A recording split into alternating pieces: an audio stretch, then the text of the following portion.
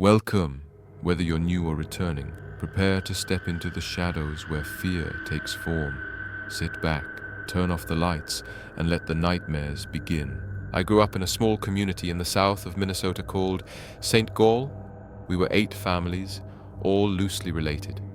Uncles and aunts from both sides of my family, along with grandparents and 2 outsider families not directly related by blood. It was a remnant of the hippie era, and my mother grew up out there. It was originally meant to be some sort of farming commune for people who wanted to live on their own terms without going completely off the grid. It isn't like a religious gathering or a cult, as many believe. It was all about a different way of life and living closer to the earth.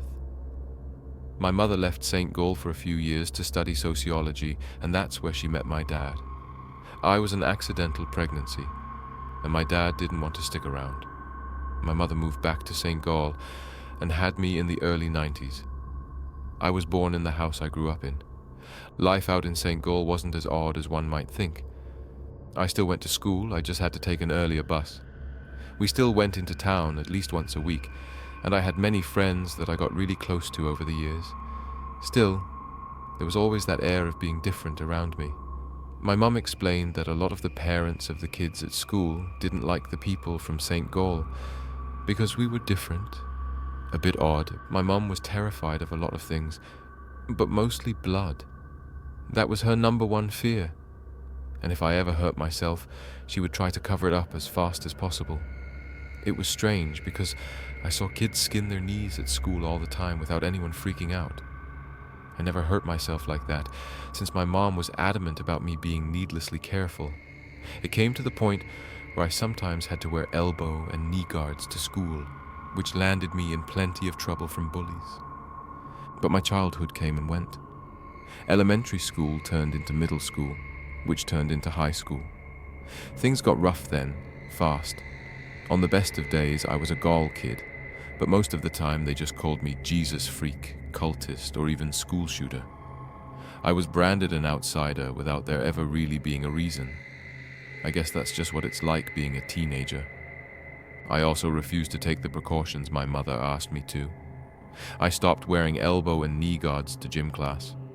Our teacher had a deal where kids could go to the gym instead of playing team sports, but I was tired of being separated.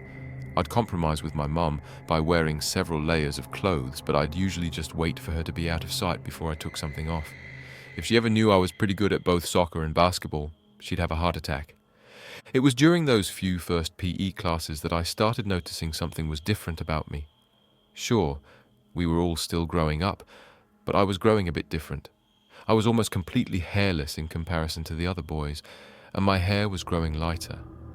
I'd gone from brown hair to strawberry blonde in about 2 years.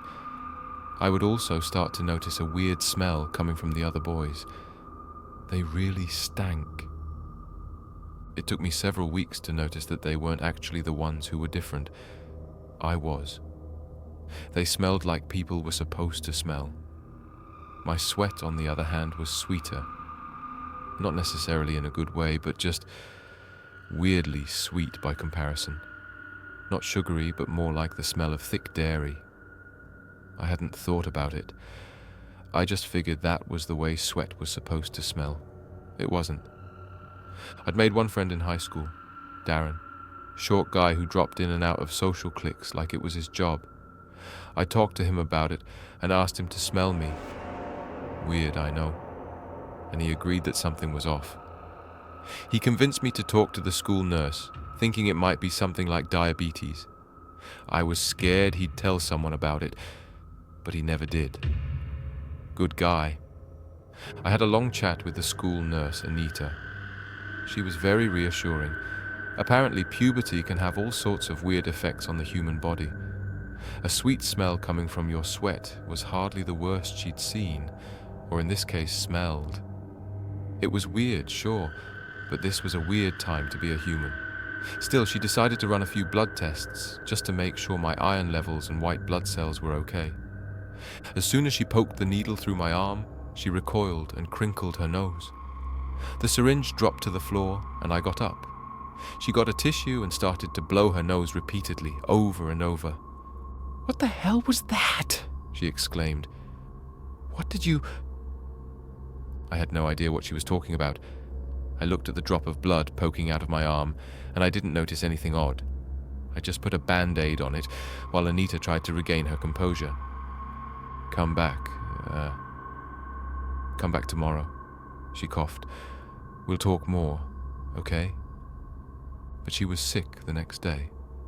I felt uncomfortable with the whole thing, and I wanted to talk to my mum about it, but I also didn't want her to get worried.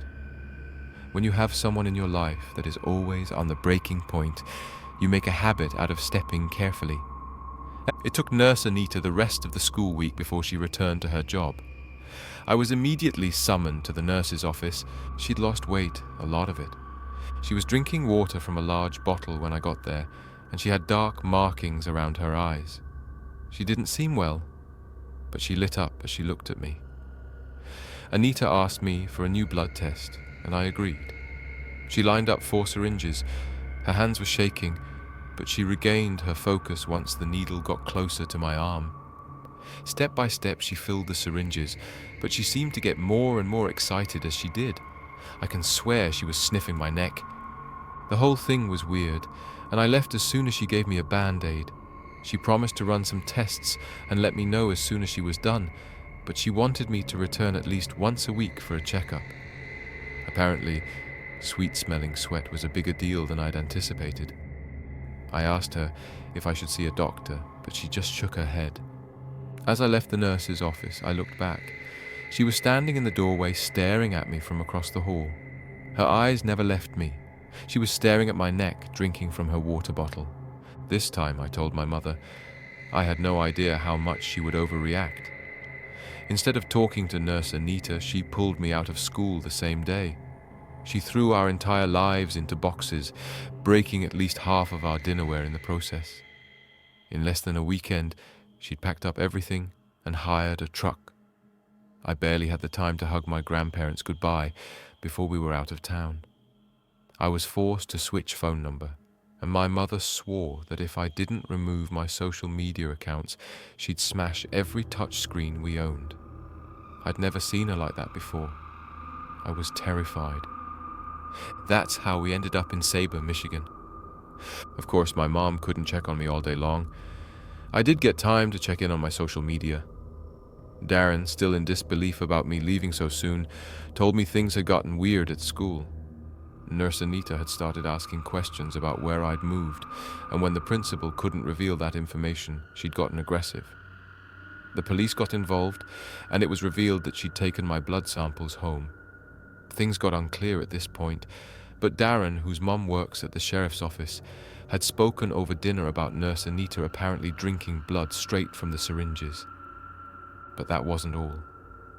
In the days that followed, she was taken into custody. She was doing some sort of hunger strike and couldn't even keep down water. She actually died from dehydration, right there in the county jail, surrounded by paramedics trying to understand why her body was actively resisting an IV. By now, my mom and I had settled in at a small 3-bedroom apartment. I confronted her about Nurse Anita and what had happened. My mom finally opened up to me. "You know what capsaicin is?" she asked. "It is the thing in spicy food that makes your tongue and throat hurt. It is a kind of self-defense thing that just is supposed to make us stay away." I'd heard about it, and I was aware of the concept. This thing that is supposed to make us stay away just makes it more enticing, she explained. People can get addicted to it. To many, it has the opposite of the intended effect. It became something to be desired instead of something that protects the plant.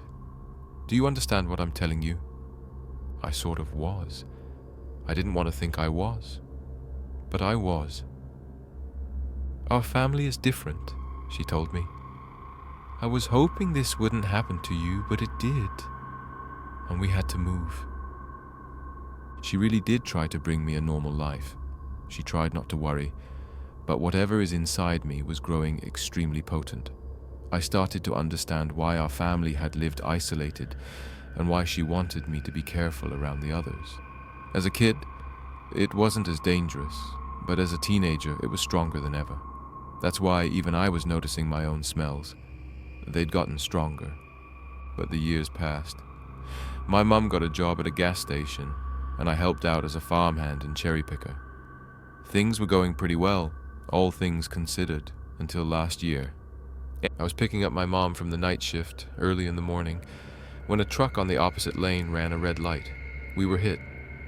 It wasn't a bad hit, but it was bad enough to send us into a spin and into a nearby ditch.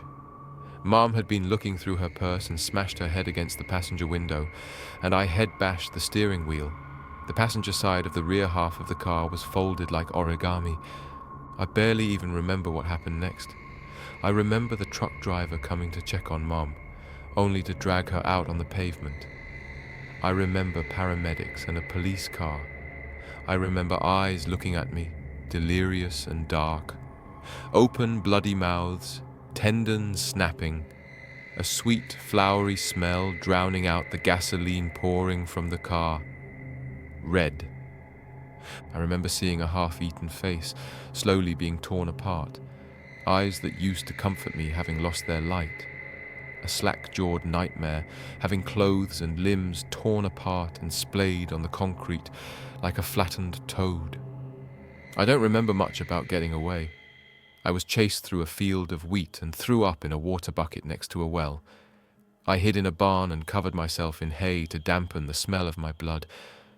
I remember a flashlight passing over me as 3 people left, desperately looking somewhere else, bloody mouths still chewing.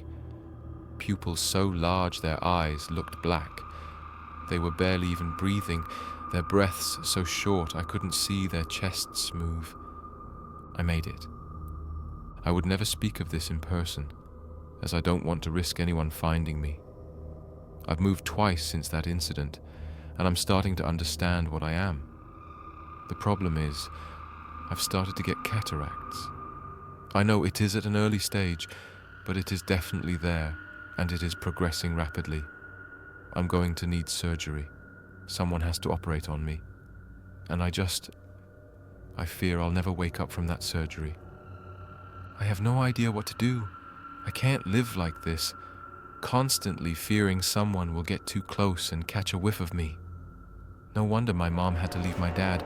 No wonder she was always afraid. You're all hunting me. You just don't know it yet. Thank you for watching. If you enjoyed the chills and thrills, don't forget to like, subscribe, and join me again for more darkness. Until next time, stay safe if you can.